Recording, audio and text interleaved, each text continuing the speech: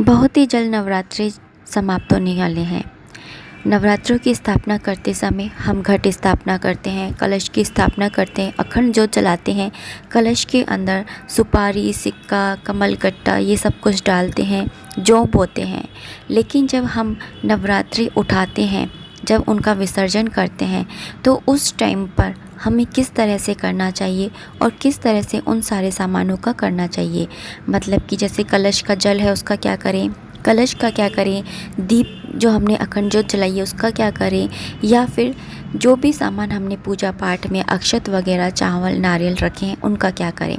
आज की वीडियो में मैं आप लोगों को यही सब बताने वाली हूँ। तो चलिए वीडियो को स्टार्ट करते हैं, लेकिन उससे पहले एक छोटी सी रिक्वेस्ट है, चैनल को सब्सक्राइब कर लीजिए बेल बटन के साथ में।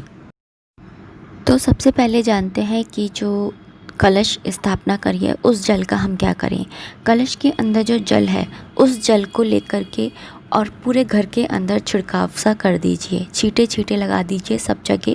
इससे आपके घर के अंदर पॉजिटिविटी आएगी और आपका घर जो है वो शुद्ध हो जाएगा।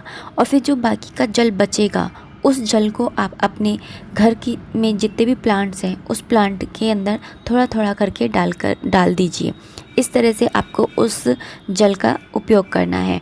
और जो घड़ा होगा या जो आपने घड़ा रखा है मिट्टी का, तो उसे आप पानी पीने के लिए उपयोग में ले सकते हैं। और अगर आपने लोटा वगैरह रखा है तो उस लोटे वगैरह को आप किचन में काम में ले सकते हैं। इसके अलावा जो हम अखंड ज्योत जलाते हैं उस अखंड ज्योत को जलते रहने देना है। मतलब कि जैसे आप अष्टमी वाले दिन ना कढ़ाई करते हैं या अष्टमी वाले दिन कन्या पूजन करते हैं, तो आप सप्तमी वाले दिन से ही घी डालना उसमें बंद कर दीजिए। या फिर अगर नवमी पूजते हैं तो अष्टमी वाले दिन से ही घी डालना बंद कर दीजिए। क्योंकि जब तक दिया जलता रहेगा, अखंड ज्योत जलती रहेगी, तब तक आप वहाँ से कुछ भी नहीं उठा सकते हैं सिवाय नारियल के। आप नारियल उठा सकते हैं, क्योंकि जब हम कन्या पूजन करते हैं उस टाइम पर हमें उस नारियल को तोड़ना होता है माता रानी के सामने। और उसके अंदर से जो जल निकलता है, पानी निकलता है, उसका छींटे माता रानी को लगा करके और बाकी का जो नारियल है वो प्रसाद रूप में कन्याओं को बांटना होता है और घर के सभी सदस्यों को भी प्रसाद रूप में ग्रहण करना होता है। इसके अलावा हम जो जौ बोते हैं उन जौ को आप किसी गमले के अंदर, मिट्टी के अंदर आपको दबा देना है। और जो कलश के अंदर सुपारी है और जितनी भी सारी चीज़ें आपने डाली है उन सारी चीज़ों को भी आपको मिट्टी के अंदर दबा देना है। लेकिन ध्यान रहे जो सिक्का है उस सिक्के को आपको ले लेना है और आप अपनी या तो तिजोरी में रख दीजिए, जहाँ पर आप पैसे रखते हैं वहाँ पर रख दीजिए, या फिर आप माता रानी के चरणों में रख दीजिए, अपने मंदिर में रख दीजिए।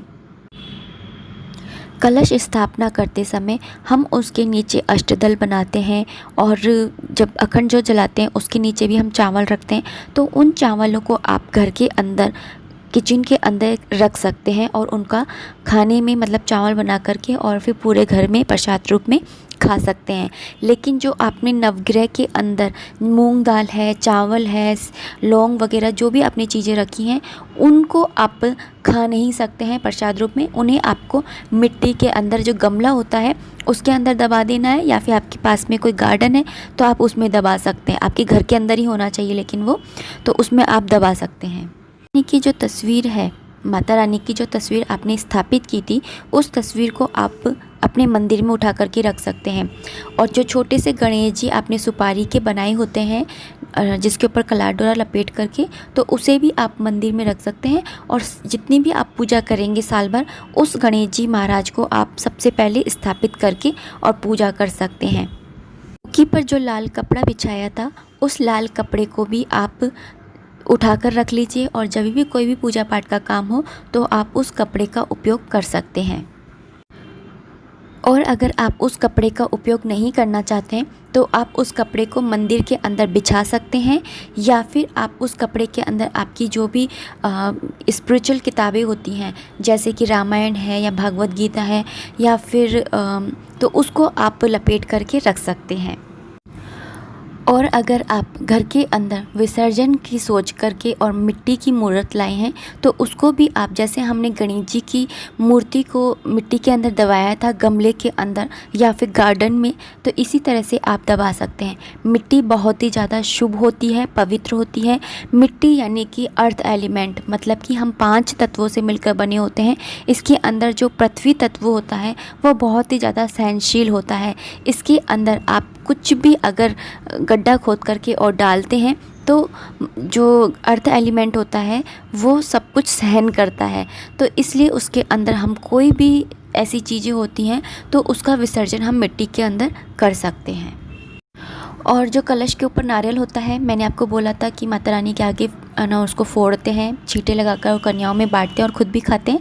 लेकिन कुछ लोग हैं जो मंदिर में दे आते हैं और वहाँ पर माता रानी के आगे पुजारी जी से फुड़वाते हैं और फिर उसको प्रसाद रूप में वहीं पर ही बांटते हैं। ऐसा भी आप कर सकते हो, लेकिन इतना सा ध्यान रहे कि अगर आप घर के अंदर भी नारियल फोड़ रहे हो तो कोई भी स्त्री उस नारियल को ना फोड़े, घर के पुरुष मेंबर जो होते हैं वही नारियल को फोड़े।